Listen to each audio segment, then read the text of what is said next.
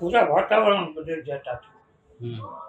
एक बिल्कुल अपरिचित सुगंध, समझी गया कि આપણે કોઈ દિવસ એવી સુગંધ ન લીધી હોય તો એ સુગંધ આવવા માંડી।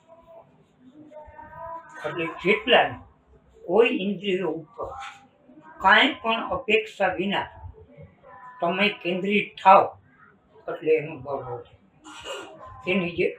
એની જે ધર્મ છે એ તમારામાં પ્રકાશિત થાય। શું કહેવા માંગ? નાક ને સુગંધનો તમે સંબંધ સમજો? હા, આંખ છે એનો દર્શનનો વિષય છે, એના ઉપર તમે કેન્દ્રિત, કોઈ દ્રષ્ટિ ઉપર નહીં, ખાલી દર્શન ઉપર।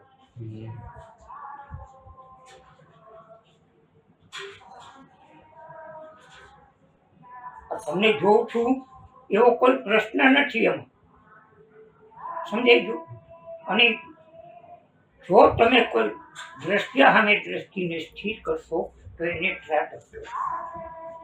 આ બધા વિદ્યાઓ શીખે છે એ ત્રાટક દ્વારા વિદ્યા શીખે છે। પછી રેતી હોય, ભીલ હોય, ગમે તે હોય,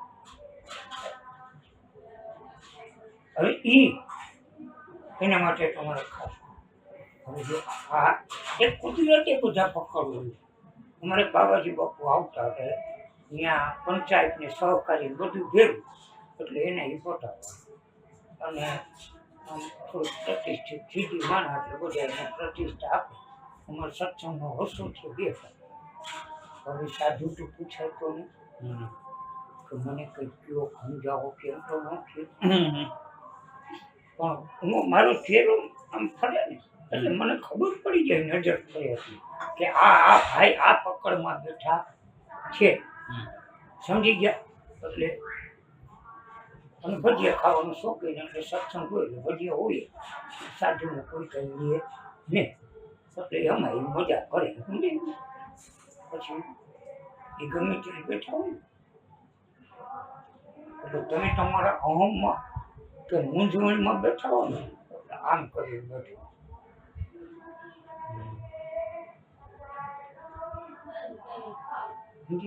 આનંદમાં બેઠા હો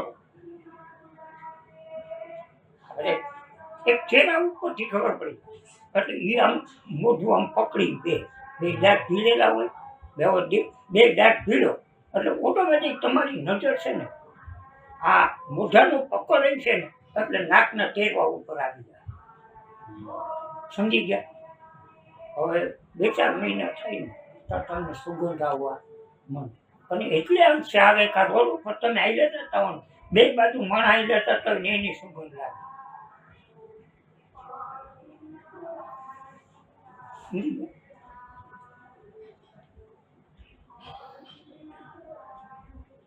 એટલે આ બધું તમારું કેન્દ્રિત પણ થાય એટલે આ થાય। પણ આવું જે કાંઈ થાય એનો કોઈ અર્થ છે, ગમે તે થાય એ બીજાને તમે પ્રભાવિત કરી શકો, પ્રકાશિત કરી શકો, સમજી ગયા? સુગંધ એક અપરિચિત મન, અપરિચિત કાંઈ કારણ વિનાનું શાંતિ, અંદરથી ઉદ્ગાર કોઈ નીકળે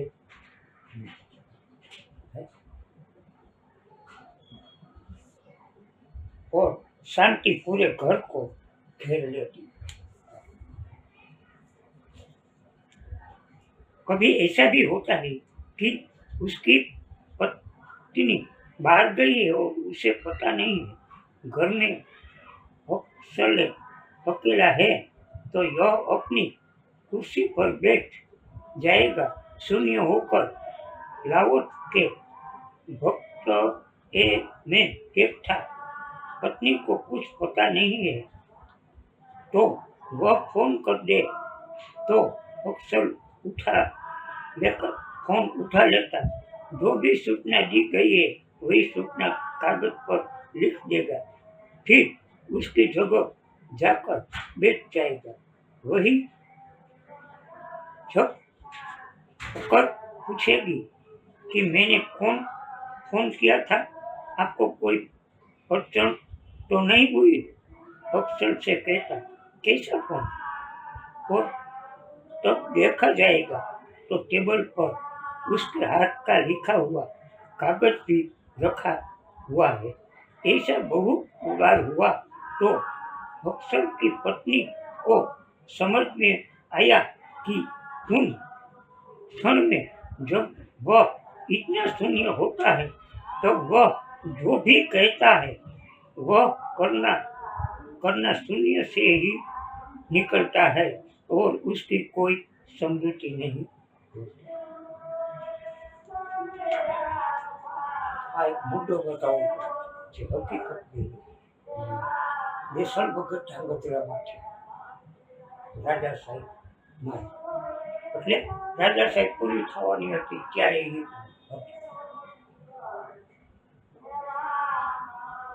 પછી પોતે ભજનના શોખીન, એનો વારો હતો પેરાનો અને પોતે ભજનનું આમંત્રણ લઈ લીધું. પછી વિચાર કર્યો આ તો મારો વારો છે પેલો ભજન. તો કાલ નહીં, રાજાનું જે થવું છે ભગવાનનો ગુનેગાર થવું નથી, એટલે ભજન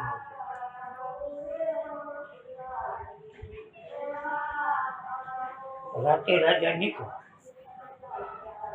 એટલે એની પાસે બુક ચેરો ભરતા હોય રાજા સહી કરી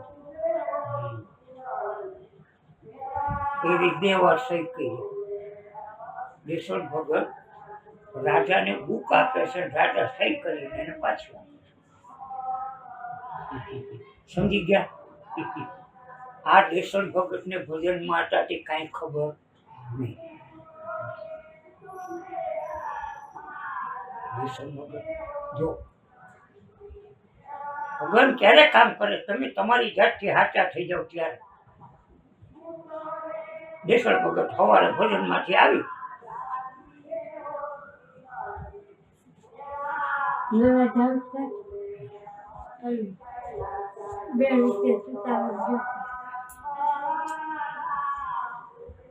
દેસણ ભગત ભજનમાંથી સવારમાં આવી રાજીનામું લખીને દેવા ગયા. સમજાઈ ગયું? એટલે કાર્ય મારું રાજી. તો કેમ? તો કે આજ હું નોકરી ઉપર હતો મુકેલા. એટલે રાજાએ કીધું તમારી જે બુક છે ને એ લખાવો. રાજીનામું એ મૂકી દીધું. બુક બતાવી, જોડી આમાં મેં મારા હાથથી દીધી અને તમે દીધી મેં સહી કરી. બસ કે હવે જે થયું એ બાકી મારે નોકરી નોકરી તો મારો ફેરો મારા રામને ભરવો પડે. હું ખોટું કરું ને એને નોકર રહેવું પડે. રાજીનામું સ્વીકાર્યું. રાજાએ ઓર્ડર કરી દીધો કે દેસણ ભગતને જેટલો મહિને જોઈ એટલું કલ્યાણમાં ઘીરે કમી જાય, કોઈ પણ જાતની કમી આવવી જોઈએ નહીં.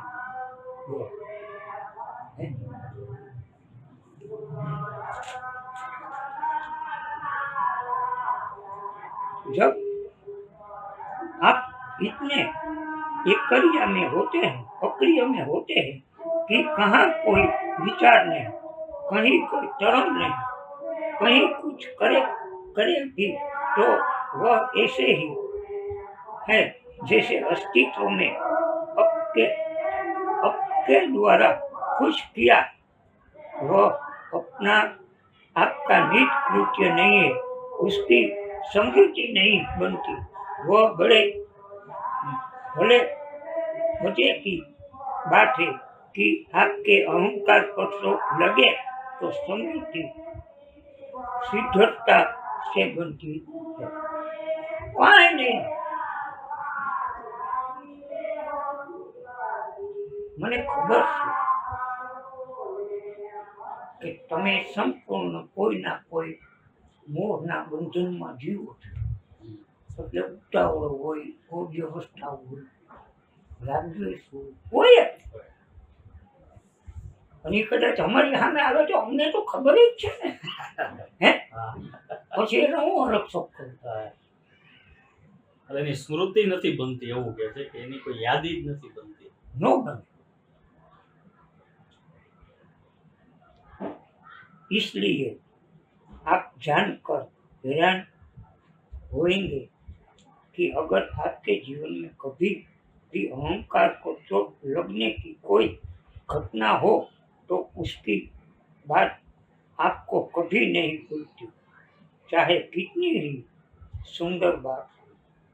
50 साल पहले आप छोटे बच्चे रहे हैं और रास्ते से गुजर रहे थे। कोई आपको देखकर हंस दिया था, वह आपको अभी याद है? सब भूल गया और हजारों घटनाओं घटी और भूल गई, लेकिन शिक्षक के आपको स्कूल में खड़ा कर दिया था और तब सब लड़कों से सामने कहा था कि देखो बिल्कुल गधा हो। यह अभी तक याद है। अभी भी आप आंख बंद करे तो आप अपने को कक्षा में खड़ा हुआ सारे लड़कों से की नजर आपके ऊपर अपने अहंकार को जो चोट लगी थी वह गहरी स्मृति है। अगर अहंकार बिल्कुल शांत हो तो घटना घट सकती है और स्मृति नहीं बने। जैसी पानी पर खींची गई लकीर खींचते ही मिट जाती है। पानी नो लीटो। जो व्यक्ति इस आरिता को साध लेते हैं, अक्रियता को साध लेते हैं, वे करते हुए भी कर्म से नहीं बंधते। कर्म गमे ही करे तो ही बंधाय।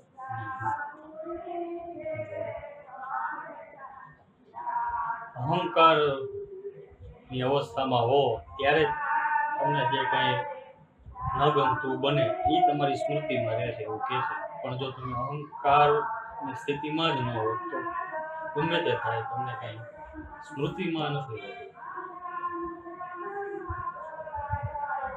મુકેશ કદાચ આવે તો એ અમારે કંઈ કરવાનો ઉદ્દેશ જ ન હોય. આ એવું કહે છે કે તમે નાના હતા અને તમને કોઈ વિદ્યાર્થીઓની વચ્ચે કીધું કે તું તો ગધેડા જેવો છો, તો એ તમને હજી આજે યાદ હશે. બીજી ઘણી બધી સારી ઘટનાઓ ઘટી હશે, યાદ નહીં હોય. સમજી ગયો તો તમારું પરિવર્તન નથી થયું ને. આ કરવાનું છે, આ ટોટલ કાઢવાનું છે. એ હું ખીરેશ દાદા તો રામ બાપુ હતા, રામ બાપુના દાદા.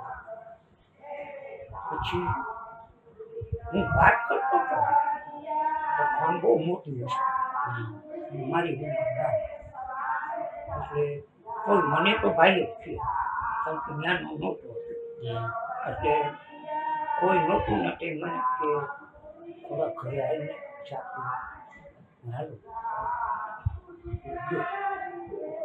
પછી એને કીધું તો અહીંની વાત કરીશ ને, મેં દેસલ ભગતને અહીંયા એક દિન એક રાત જોઈ, એને અહીં હલકું પાડું ખૂબ કેવી જાનની કક્ષા છે.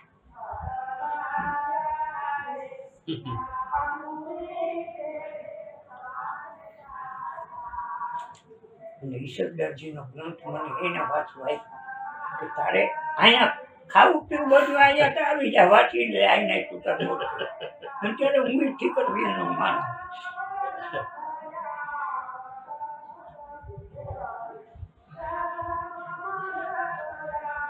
जो व्यक्ति इस अक्रियता को साथ लेते हैं वे करते हुए भी कर्म से नहीं बंधते.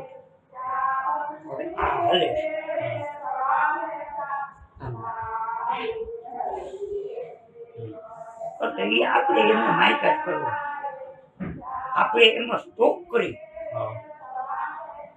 પછી હવે દાખલા તરીકે તમને વાત આ બધા કાંઈક આપણા ઉપર રહેમ કરતા, તો આપણા ગોળના ડબલા આવે કે એવું કાંઈ આવે, ભલે મેં પૈસા દઈ દીધું હું તમને થી આપી દઉં, ખરી જવા હે સ્ટોક નહીં, નહીં કોઈ જાતનો સ્ટોક નહીં કરો.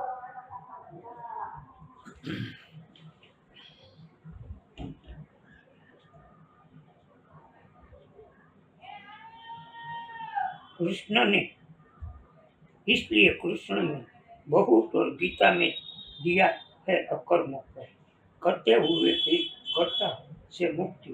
जो अकर्म हो जाता है न करते हुए भी कृत्य से गुजर जाना तो कोई समृद्धि नहीं होती। मका કેટલા વર્ષ અહીંયા કેટલી જાતના સ્ટેપ બદલાઈ ગયા, કેટલા લઈ ગયા, કઈ અનંત પ્રકારે પણ ઈ ચાલે।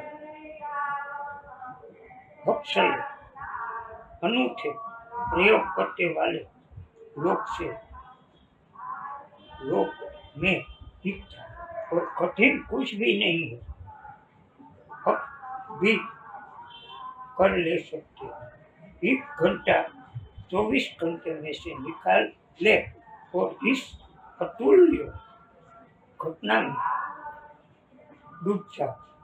कुछ न करे, मंत्र नहीं, स्मरण नहीं, प्रभु का नाम नहीं, जाप नहीं, कुछ भी नहीं, मन कुछ न कुछ करता रहेगा। आप चुपचाप बैठे उसे भी देखते रहा कि यह कुछ कर रहा। पुरानी आदत खतर खतर करेगा, करने दो। निरपेक्ष उदासीन तटस्थता उपेक्षा से देखते रहे, करने थोड़ी देर में। जब आप अपने कोई रस न लेंगे तो अपने आप शांत हो जाएगा। क्या करें, क्या बात है? ઉદાસીન રસ નથી લેતા।